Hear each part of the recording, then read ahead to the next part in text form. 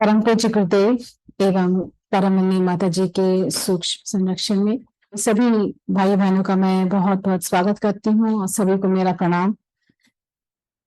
अभी जो शिविर चल रहा है, आशा करती हूँ आपने यहाँ से काफी कुछ लाभ उठाया होगा, काफी कुछ आपने कन्या किशोर कौशल शिविर के बारे में आपको जानकारी मिली होगी। आज इसका ये अंतिम दिन है और जैसे दीदी ने बताया, मेरा जो विषय है कि बेटे बेटी के सुखद जीवन हेतु माता पिता की क्या सीख होनी चाहिए, ये मेरा आज का विषय है। एक बार गायत्री महामंत्र के साथ अपनी बात को प्रारंभ करना चाहूंगी। ओम भूर्भुवस्सुः तत्सवितुर्वरेण्यं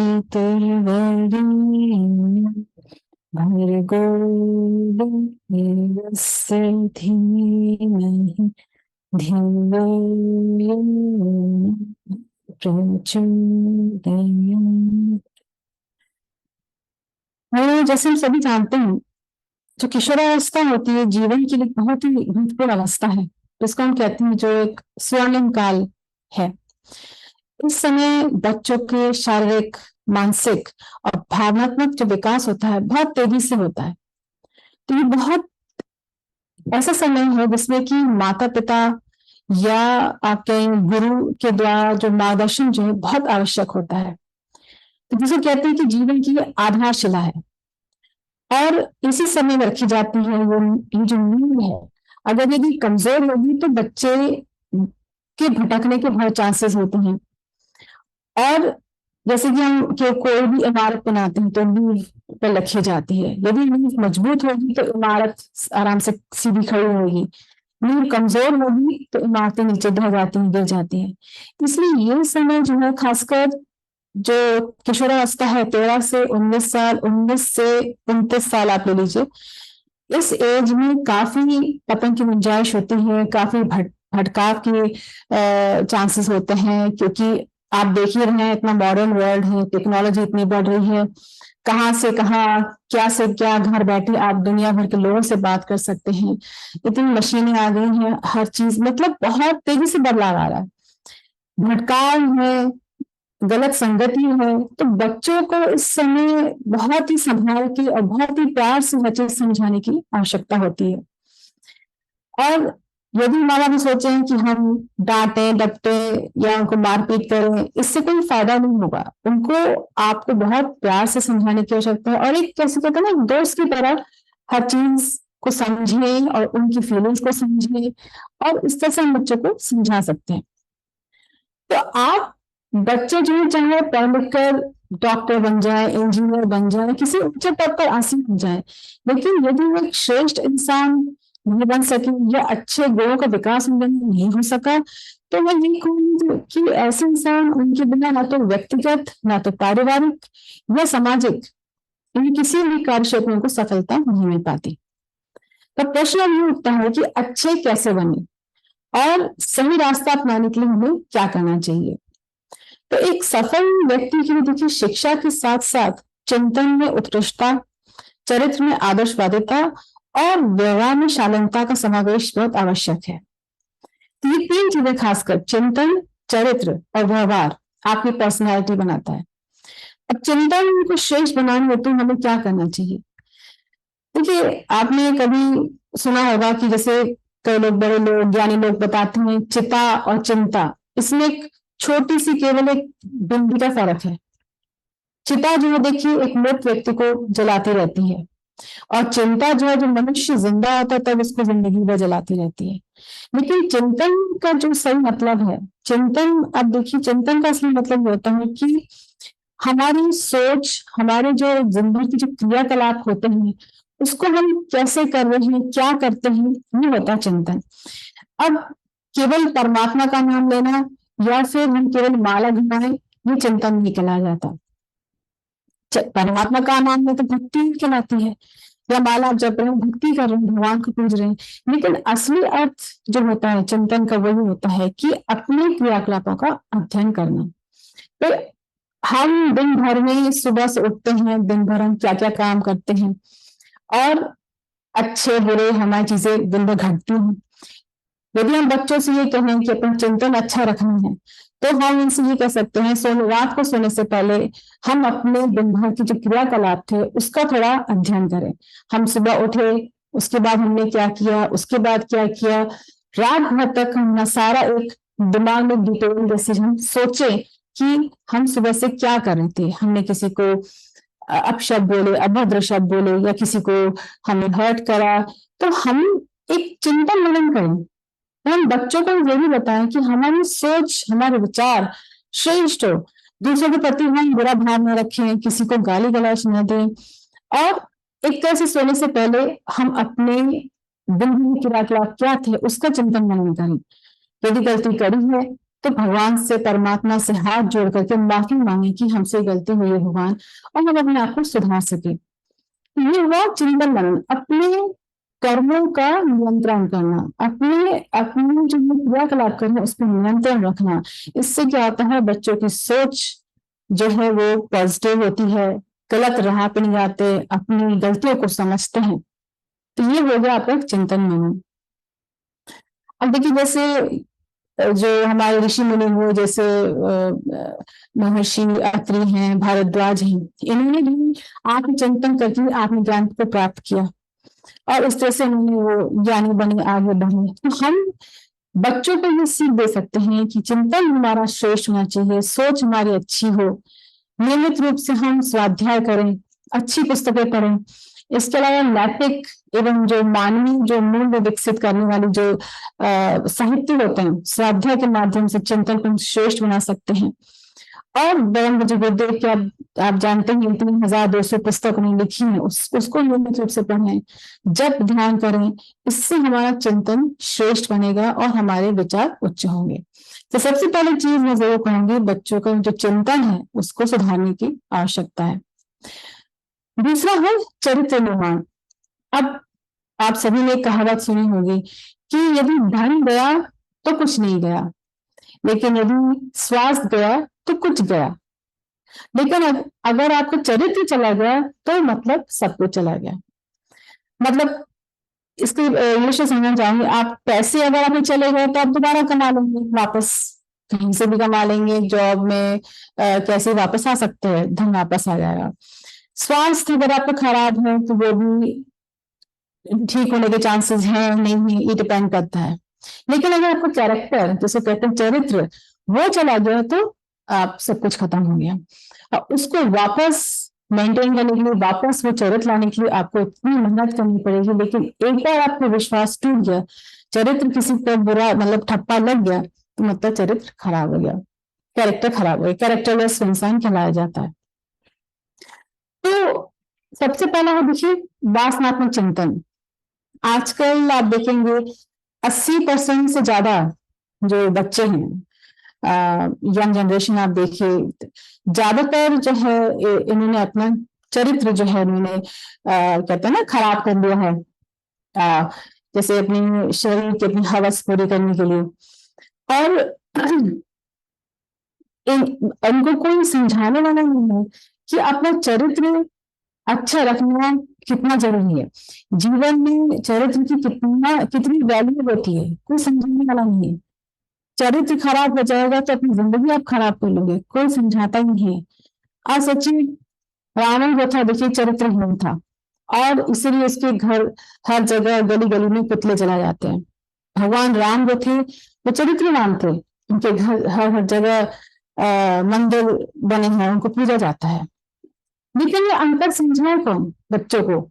ये अंतर जो है माँ बाप को समझाना चाहिए कि चरित्र भी चला गया तो तुम्हारा सब कुछ बिगड़ गया, सब कुछ खत्म हो गया। छोटी छोटी चीजें जो यदि अभी इस समय वो बताएंगे या उनको सुधार में देंगे, वो बच्चे भटकेंगे ही भटकेंगे। कल को आप लोग जो माँ बाप भी बहुत परेशान होंगे कि देखिए हमारा बच्चा इतनी मतलब बिगड़ गया है। आजकल बच्चे देखिए कॉलेज में पहुंचते ही है कि कॉलेज ये ड्रिंक की आदत शुरू होती है, स्मोकिंग करने की आदत शुरू होती है, क्योंकि कोई रोक टोक नहीं, या तो वातावरण, घर का वातावरण ऐसा है जहाँ बच्चे सब सीख रहे हैं, जो माँ बाप भी पीते हैं वो करते हैं, इसलिए बच्चे भी कर रहे हैं। या उनकी संगति ऐसी है जहाँ वो फोर्सफुली जब 2-3 फ्रेंड्स मिलते हैं तो जबरदस्ती उनको भी उसमें ऐड कर लिया जाता है। तो यदि हम एज पेरेंट्स सही गाइडेंस नहीं देंगे, उनको रोकेंगे नहीं, तो वो अपना स्वास्थ्य भी खराब करेंगे, अपना कैरेक्टर भी खराब करेंगे और उनकी जो भविष्य है एक तरह से बिगड़ेगा। तो बहुत ज़रूरी है चरित्र के बारे में बताना कि चरित्र आपका अच्छा हो, अच्छा स्वभाव हो, अच्छा नेचर हो, तो आपको हर जगह आपको लोग लाइक करेंगे, पसंद करेंगे। चरित्र कितना इम्पोर्टेंट होता है, ईमानदार होना, व्यवहार अच्छा होना। ये हमारी बेसिक ट्रेनिंग जो है एक किशोर बच्चों को, वो तो भटकेंगे ही भटकेंगे, लेकिन हमारी ड्यूटी है उनको चरित्र के बारे में बताना कि कैसे हम उसको सही राह, सही मार्ग दे सकते हैं। तो अब दूसरी चीज है व्यभिचार। व्यभिचार में क्या है, अब एक्स्ट्रा मैरिटल अफेयर्स बहुत शुरू हो गए हैं। मतलब डिवोर्सेस इसी वजह से हो रही है कि अपने हस्बैंड के साथ खुश नहीं है नारी, या नारी पति की वाइफ से खुश नहीं, तो एक्स्ट्रा मैरिटल अफेयर्स शुरू हो रहे हैं।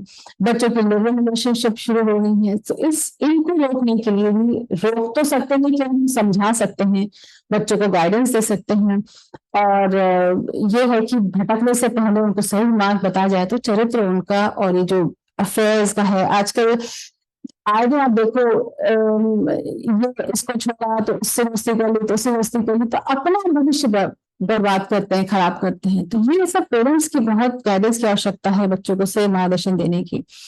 और देखिए चारित्रिक पतन जब होता है तो आने वाली पीढ़ियां भी चारित्रिक दृष्टि से कमजोर हो जाती हैं और उत्तरोत्तर समाज के पतन होना ही होता है।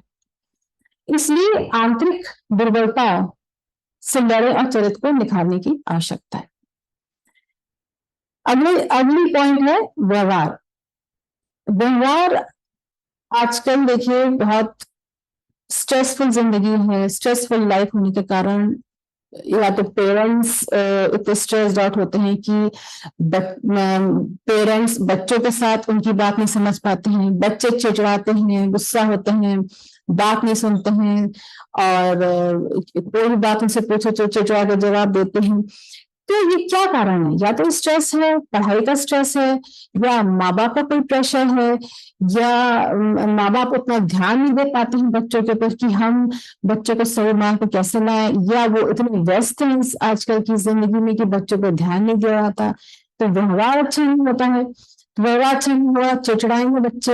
आप एक दूसरे में देखिए लड़ाई झगड़े इसलिए बढ़ते हैं क्योंकि एक दूसरे को किसी इज्जत नहीं देना, बड़ों को इज्जत नहीं देना, आपस में गाली गलौज करना, ये सब चीजें आजकल बहुत देखी आती हैं। कई कई रीजंस हैं, या तो पारिवारिक स्ट्रेस है, फाइनेंशियल स्ट्रेस है, या स्टडीज का स्ट्रेस है, या आपस दोस्तों का स्ट्रेस है।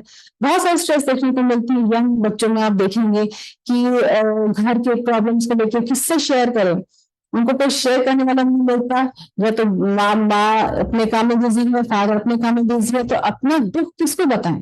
तो मेंटल स्ट्रेस जो है कहीं ना कहीं निकलता है, या तो वो अपने टीचर्स पे गुस्सा करेंगे या अपने दोस्तों पे गुस्सा करते हैं। तो और कोई नहीं करता तो फिर ऐसी बीमारी जो होती है जैसे डिप्रेशन है और आंतरिक प्रॉब्लम्स जो हो जाती हैं। तो कहीं ना कहीं स्ट्रेस निकलता है। तो बहुत जरूरी है कि हम बच्चों को उनके जो प्रॉब्लम्स हैं उनको हम सुने, उनको गाइड करें कि जो भी कुछ है तो हमसे शेयर कर सकते हो, कोई शेयर करने वाला नहीं मिलेगा। तो कई कई बार ऐसा होता है सुसाइड जैसे केसेस भी हो जाते हैं, उनको कुछ समझ में नहीं आता है किसको बोलें, और अल्टीमेटली वो किसी से शेयर नहीं कर पाते और ऐसे किस्से हो जाते हैं। तो व्यवहार आपका अच्छा है, व्यवहार से ही आप सबसे बना करके रख सकते हैं।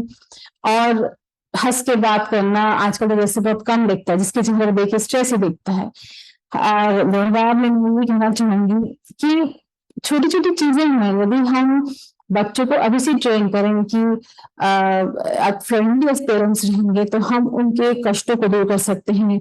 कैसे हम हंसमुख रहेंगे, कैसे हम नेगेटिविटी को दूर करें। कोई भी स्ट्रेस है तो हम उसको बाहर लेकर ना चलें, उसको शेयर करना सीखें। और अपनी पर्सनालिटी डेवलप करने की जरूरत है। कॉन्फिडेंस नहीं है बच्चों में, कॉन्फिडेंस लाने के लिए आप बहुत, मैं कहूँगी कि माँ बाप का बहुत रोल है इसमें। बच्चों को कहीं ना कहीं ऐसे एक्टिविटीज कराएं ऐसे डिबेट्स कराएं जिसमें कि बच्चे भाग लें, उसमें कॉन्फिडेंस डेवलप करें, लीडरशिप क्वालिटीज डेवलप करें। और अगर किसी बच्चे के अंदर नेगेटिविटी दिखती है, उसको पूरा दूर करने की कोशिश करें, चाहे वो एक्स्ट्रा करिकुलर एक्टिविटीज ज्वाइन करे, गेम्स हैं या बहुत चीजें हैं जिससे कि माइंड डाइवर्ट किया जा सकता है। तो आजकल व्यवहार में जो मैं जरूर कहूंगी कि एक नेगेटिविटी बच्चों में दिखती है, इसी कारण है कि स्ट्रेसफुल लाइफ है और कोई शेयर करने वाला नहीं मिलता। तो तीन चीजें गुड्डे ने बताइए कि एक और चीज बताइए, जैसे कि स्वच्छता, सुव्यवस्था, शिष्टता, शालीनता, सहकारिता और मितव्ययता। स्वच्छता और सुव्यवस्था, देखिए ये बहुत बताना जरूरी है कि स्वच्छता मतलब आंतरिक स्वच्छता भी, शरीर और मन को हम स्वच्छ रखते हैं, लेकिन हम घर में हम कैसी चीज मैनेज करते हैं, हम हर चीज व्यवस्थित कैसे रखते हैं, हम अपना सामान है स्कूल से आते हैं, ये नहीं कि हम हर चीज पटक दें, फेंक दें, फैला के रखें, सुव्यवस्थित कैसे रहना चाहिए, ये भी हम एज पेरेंट्स समझाएं। और दूसरा है शिष्टता होनी चाहिए, शालीनता होनी चाहिए। यदि आप विनम्र नहीं है, करुणापूर्वक किसी से बात नहीं कर रहे हैं, हमेशा चिड़चिड़ा रहे हैं, ये गलत चीजें हैं जिसको हमें बार बार टोकना चाहिए, बताना चाहिए कि कोई बड़ा है उसकी इज्जत कैसे करो, प्रणाम करना चाहिए, ये शिष्टता शालीनता में आता है। आजकल आप देखेंगे बच्चे जो है पेरेंट्स खड़े हैं या कोई गेस्ट खड़े हैं, किसी को प्रणाम नहीं करते, या उनके अंदर ये मैनर्स नहीं है कि तुरंत कैसे बड़ों को रिस्पेक्ट देनी चाहिए, कोई बड़ा बड़े खड़ा है तो उनको चेयर ऑफर करें।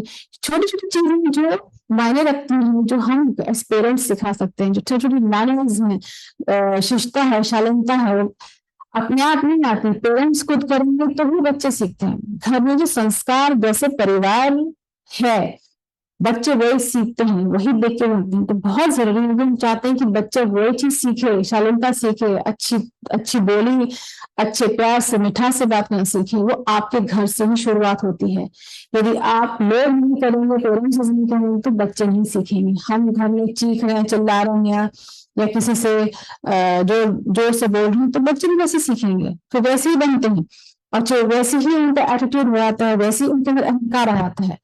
तो शिष्टता शालीनता हमें घर से ही अपने ऊपर करके, अपने पर जैसे हम बोल रहे हैं वैसे हम बच्चों को सिखा सकते हैं। आप बोलेंगे बच्चों से ये करो वो करो, तो कोई सुनने नहीं वाला है। आप खुद करेंगे तो वो आपके घर में देख देख के सीखते हैं और फिर वो पालन करते हैं उसका। तीसरा है श्रमशीलता। श्रमशीलता मतलब मेहनत करना, जो भी पढ़ाई लिखाई है या सेवा है, समाज की सेवा है, श्रमशीलता मेहनत करना, समाज की सेवा करना सिखाएं। आप देखिए, मैं गुरुद्वारे में गई थी, सिख गुरुद्वारे में, और छोटे छोटे बच्चे काउंटर पे बैठ के देखिए जूते उठा रहे हैं। बड़े लोग जो रिच लोग हैं वो भी ऐसा ही काम कर रहे हैं, पानी दे रहे हैं या जूते साफ करके रख रहे हैं। ये कितनी अच्छी क्वालिटी है, इसी से बच्चे सीखता है, आपके अंदर अहंकार जो है वो गलता है। और किसी में ये भाव नहीं आता कि हम रिच हैं या अमीर लोग हैं तो हम ये काम क्यों करें। हर एक मिलकर ये काम कर रहे हैं, जूते स्टैंड में रख रहे हैं और लोगों को पानी पिला रहे हैं। तो ये छोटी छोटी चीजें जो है बचपन से सिखाई जाती हैं, और यही चीज आगे चल करके हमें एक महान अच्छे श्रेष्ठ गुरु का विकास हमारे अंदर होता है। तो समाज सेवा करना, बड़ों की इज्जत करना, ईमानदारी से काम करना, सेवा करना, सेवा भाव होना, माँ बाप की सेवा करना, ये घर से ही सिखाए माँ बाप तो बहुत अच्छा होता है। आगे है मितव्ययता। मितव्ययता मतलब जिसमें आप कोई भी चीज खरीद रहे हैं तो कम खर्च में हम कोई भी सामान हम ले सकते हैं। आप ज्यादा पैसे हैं तो हम उसको ऐसे उड़ाएं, ये सही नहीं। मतलब कि हमें ना इंग्लिश में इकोनॉमिकली हम कैसे पैसे को यूज कर सकते हैं। तो बच्चों को अगर आप पैसे देते हैं तो ये मतलब कि आजकल मैंने क्या था, 1000 रुपए पकड़ा देते हैं, या तुम एंजॉय करो, ठीक है अच्छी बात है, करें एंजॉय, लेकिन उनको ये भी जरूर सिखाएं कि इकोनॉमिकली पैसे कैसे खर्च करना है। हर समय वैसा समय नहीं होता है, कभी कभी कई बार ऐसा समय भी आता है जहाँ हमें दुख की घड़ी होती है, पैसे का अभाव होता है, तो उस समय हम वैसे पैसा को कैसे यूज करना है आना चाहिए, तो ये होता है वित्त व्यवस्था, कम खर्च में हम कैसे घर को चलाएं, कम खर्च में हम अपनी सारी आवश्यकताओं को कैसे पूर्ण करें। अगर आप बाहर जाके खाना खाते हैं तो हम हज़ारों रुपए खर्च कर देते हैं, वही चीज हम घर में ला करके बनाए तो उसमें आप घर में साफ सुथरा खाना भी खा भोजन कर रहे हैं और कोई ज्यादा खर्चा भी नहीं हो रहा है। तो कम जो पैसा जो है हम किस तरह से इकोनॉमिकली खर्च कर सकते हैं, ये छोटी छोटी चीजें हम बच्चों को समझानी चाहिए जिससे कि वो मतलब यूज वेस्ट नहीं करें मनी को। तो ये चीजें हैं। अगली चीज है जैसे कि एक नारी को जो है देखिए क्या कर्तव्य होने चाहिए और अपने बेटों को अपनी बेटियों को क्या सिखाना चाहिए। आपने ये कहावत सुनी होगी कि यत्र नारीस्तु पूजयन्ते रमयन्ते तत्र देवता, मतलब जहां नारी की पूजा होती है वहां देवता निवास करते हैं, अपना अनुदान वरदान बरसाते हैं। और ये संपूर्ण विश्व भी देखिए नारी की ही कृति है जिसको हम वेद उपनिषद और प्रकृति के नाम से संबोधित करते हैं। ऐसी मान्यता है कि जिस घर में नारी का आदर नहीं किया जाता या उसको माना नहीं जाता, उसको गलत उसके साथ व्यवहार किया जाता है, उस घर में कभी भी लक्ष्मी का निवास नहीं होता, दरिद्रता छाई रहती है, परेशानियां बनी रहती हैं।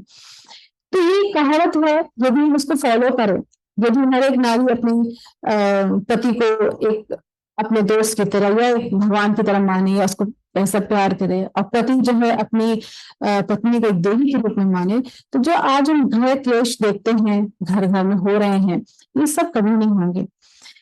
और ऐसा माना गया है देखिए कि कैसे कहते हैं ना कि जब हमारा एक भाग्य अच्छा होता है तो हमें भगवान बेटा देता है और जब हमारे 100 भाग्य अच्छे होते हैं तो भगवान हमें बेटी देता है। तो बेटा बेटी में हमको भेदभाव नहीं करना है, भगवान को जो कुछ भी दिया है उसको हमें खुशी खुशी एक्सेप्ट करना चाहिए, बजाय कि हम भेदभाव करें कि लड़की क्यों जन्मी और ये सब क्यों, जो होती नहीं कहीं की जगह पे होता है। तो हमें खुशी खुशी एक्सेप्ट करना चाहिए, भगवान ने जो कुछ दिया चाहे बेटा है चाहे बेटी, हमें उसको अच्छा इंसान बनाना है। और बेटों को अच्छी सीख दें, बेटियों को अच्छी सीख दें। बेटों को जरूर बताइए कि आगे चलकर अपने माँ बाप की सेवा करनी है, उनको संभालना है। ये नहीं कि हम बड़े हो गए तो हम अपनी दुनिया में मस्त हो जाते हैं लेकिन माँ बाप को हम भूल जाते हैं, जिन्होंने अपना सारा जीवन अपने बच्चों को लगा दिया उन्हीं को हम भूल जाते हैं। आजकल कई बार किसी सुने हैं, हर एक में भी मतलब ज्यादातर ये होता है कि माँ बाप को बाहर मंदिर में छोड़ दिया या गली रास्ते में छोड़ दिया सिर्फ इसलिए कि हम उनको देखभाल नहीं कर सकते। अब माँ बाप को ऐसे कोई जानवर तो नहीं है कि तुम उनको कहीं भी पटक दो फेंक दो। तो छोटी छोटी चीजें बचपन से सिखाएं कि सेवा करनी जरूरी है, माँ बाप को भूले नहीं। इसलिए तो सारे आज ये ओल्ड एज होम्स बन रहे हैं क्योंकि बच्चों को पेरेंट्स को ऐसे छोड़ देते हैं। तो बेटों को जरूर सिखाइए, बेटियों को भी सिखाइए कि एक समय बाद हमें माँ बाप की सेवा करनी है, हमें माँ बाप को भूलना नहीं चाहिए। बेटियों को भी जरूर सिखाना चाहिए कि हम सौम्य हो, शालीनता हो, सेवा करें माँ बाप की और अपने भाई बहनों की, हर एक को प्यार बांटे, अच्छी चीजें सिखाएं, ईमानदार हो, झूठ ना बोले। छोटी चीजें हैं ये सब यंग एज में सिखाई जाती हैं तो जिससे कि बच्चे बिगड़ते नहीं और आगे बढ़ते हैं। तो और ये भी बहुत जरूरी है कि हर एक नारी की इज्जत करो, चाहे वो माँ हो, बेटी हो या राह चलते कोई लड़की क्यों ना हो, लेकिन हर एक की इज्जत करना बहुत जरूरी है। तो ये सब चीजें घर में सिखाई जाती हैं और संस्कार हम देंगे तो बच्चे सीखेंगे और हम खुद करेंगे तो ये बच्चे के अंदर संस्कार आते हैं। आजकल देखा गया है कि हर कोई नहीं चाहता है कि आदर्श बेटा हो, आदर्श पति हो, आदर्श पिता हो, आदर्श मतलब भाई हो।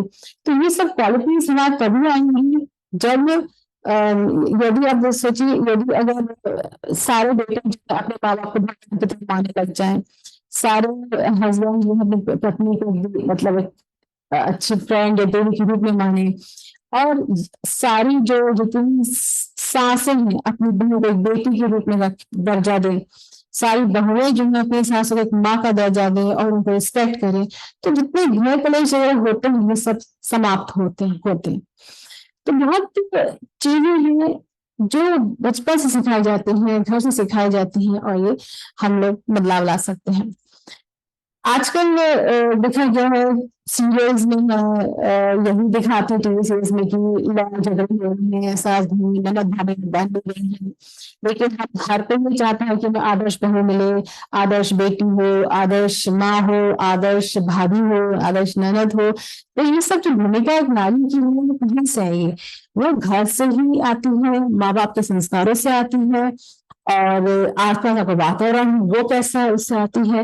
ये सब आप तभी मुमकिन हो सकता है जब ये सब क्वालिटीज आपके अंदर हो और अपने बच्चों को आप दे सकते हैं। हमारे अंदर ये क्वालिटी नहीं है तो हम बच्चों को दे नहीं सकते, ना वो ऐसा माहौल नहीं है तो वो देखेंगे कैसे, सीखेंगे कैसे। तो ये सारी जो भूमिका एक नारी की है वो बहुत जरूरी है कि हम और परिस्थितियां भी ऐसी हर जगह ऐसी नहीं होती कि हमें अच्छा ही वातावरण मिले, कई जगह बहुत खराब वातावरण होता है, कैसे हम पलते हैं पोसते हैं वो भी बहुत डिपेंड करता है। लेकिन जहां हमें अच्छे संस्कार मिलते हैं, अच्छी सीख मिलती है माँ बाप से, तो हम खुद भी परिवर्तित अपने आप करने की कोशिश करें और बच्चों को भी हम अच्छी सीख दे सकें तो वो आगे बढ़ सकते हैं। तो तो भाई बहनों बस मैं यही पॉइंट्स बताना चाहती थी। इससे मैं आशा करती हूँ आपको काफी कुछ आइडिया लगा होगा। इन्हीं शुभकामना के साथ मैं अपनी बात को अब यही विराम देना चाहूंगी। बहुत बहुत धन्यवाद।